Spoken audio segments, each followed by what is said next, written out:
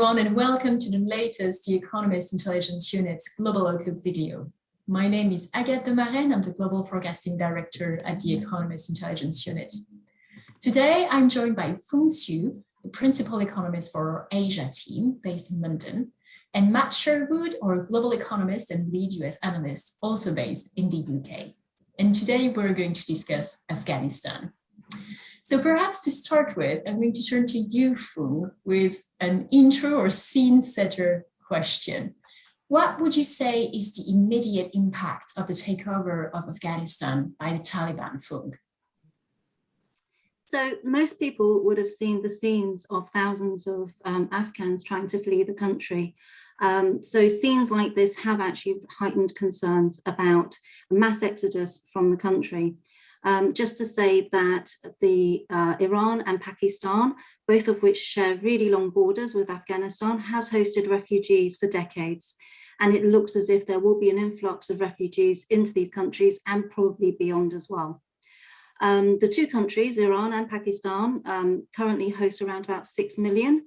But Pakistan's seem to have had some preparations or made preparations in advance of this.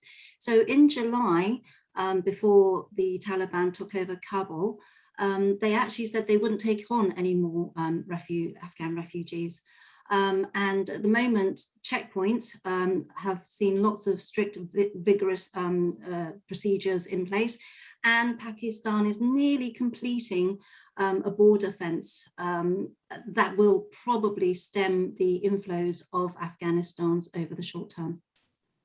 And how about China? Do Chinese authorities have any security concerns linked to Afghanistan? In terms of refugees, no, it doesn't. But in terms of security, absolutely. So China actually, I want to point out that China shares a very small border with Afghanistan of around about 100 kilometers. It's not that much, but China's biggest concern is security. And it's worried that terrorists, Xinjiang-focused terrorists, may launch attacks on China from Afghanistan. That is its biggest concern. It's also worried about instability and, the country possibly descending into chaos. So that's another major concern of China. But Pakistan also shares some security concerns with China as well, even though recent scenes of jubilation and celebration of the return of the Taliban would suggest otherwise. There is commonality between the Taliban and the Pakistani Taliban. Pakistani Taliban has actually launched lots of terrorist attacks in Pakistan. They share the same sort of religious doctrine, and Pakistan will be worried about potential, threats coming and emanating from that particular group, because what's happened in Kabul and what's happened with Taliban taking control of the whole country will embolden that terrorist group who are actually pressing for more stricter Sharia laws. And what would you say will be happening next in the region? At the EIU, we love our forecasts. What's your forecast for what next in the region? So there's been an awful lot of attention around official recognition of the Taliban, which will be forming a new government very soon. I think in the region, Pakistan and China will recognize the new government officially. Primarily because it believes that an isolationist strategy would actually lead to chaos and possibly an unstable Afghanistan, both situations it doesn't really want to encounter.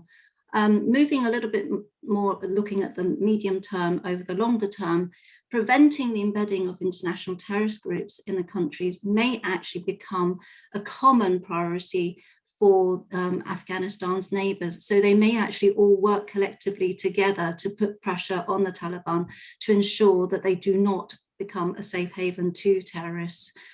That said, from the economic angle, China, which already has some economic interests in the country, is unlikely to deepen its engagement until the security situation improves. At the moment, it's somewhat opaque.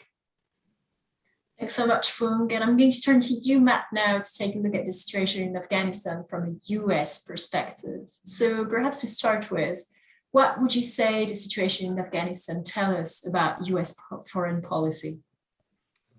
Well, thanks again. I mean, I think unlike some of the coverage we've seen this last week, the withdrawal is not really a reset or a change in direction of U.S. foreign policy. I think it's worth noting or remembering that a withdrawal from Afghanistan has been in the works for at least 10 years, certainly especially after Osama bin Laden was eliminated from the scene. That said, I think it does confirm a long-term trend of U.S. disengagement.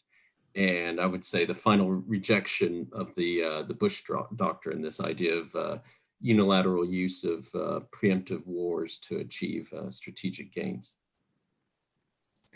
Thanks. And actually, do you think this is the return of an isolationist US, say, as what we saw in the 1930s?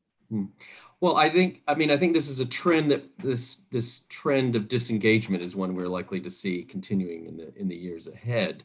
But in terms of becoming an isolationist country, I would argue, certainly we would argue that this is not possible or even desirable in a truly globalized world.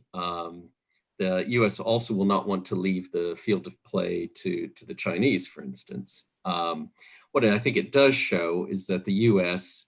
will concentrate its efforts narrowly on issues it deems of utmost strategic importance. Afghanistan once was strategically important, but hasn't been for 10 to 15 years now. That's a very good point. And how about the domestic political fallout in the US? Do you expect any consequences on the US domestic political scene? Yes, well, I think the short answer to this is that we don't really expect this to have an impact on the midterms. These are over a year away. Midterms, those will be in November 2022. Certainly, Americans of all stripes are for ending the war. Additionally, foreign policy does not usually play much of a factor in U.S. elections.